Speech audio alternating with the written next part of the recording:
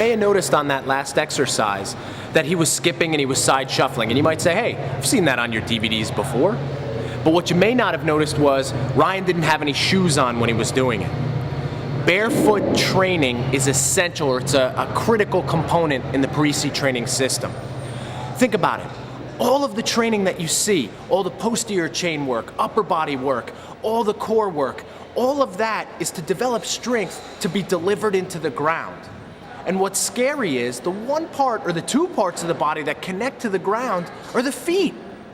And whenever I ask people, when I speak at seminars across the world, I'll say, how much time do you spend training your feet? Do you spend as much time training your feet as you do the rest of your body?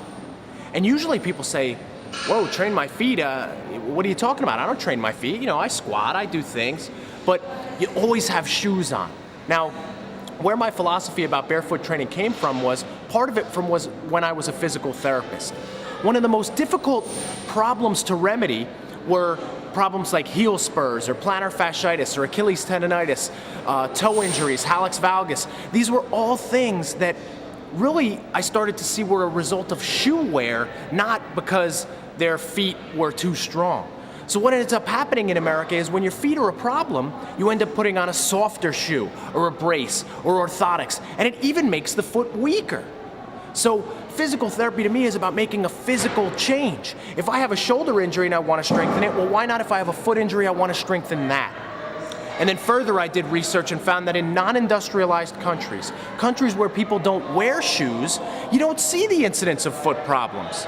But in America, you can go to any drugstore and there's an entire aisle devoted to problems with people's feet. So what that shows is, hey, the feet are probably a weakness in your training and you've got to make sure that you're strengthening it.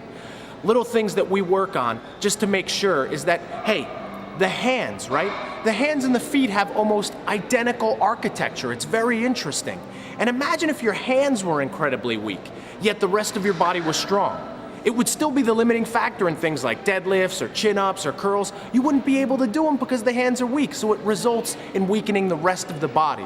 And I believe that the same is true for the feet. Studies are out there to show that the strength of the hands later in life actually shows how long you might live. Well, I have a belief that the feet will do the same thing for you. So if you're putting on your shoes the first thing when you wake up and taking them off when you go to bed, you are not strengthening your feet at all throughout the day, and you're not using your feet the way that they should be used.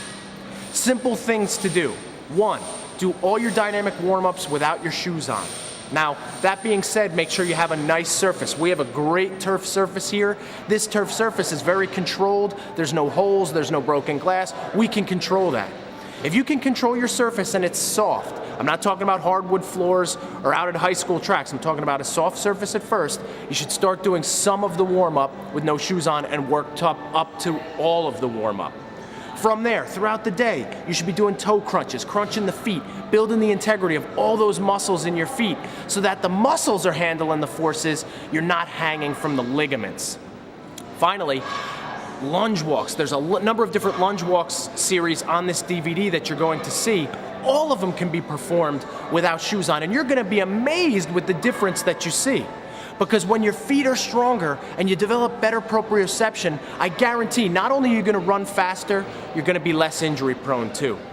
So that's my piece on barefoot training. Right now in the community of training, I'm starting to get known as the barefoot training guy. But I'll tell you what, you do it once and you're going to start to be a believer. And why leave that weak link in the chain when you can strengthen it?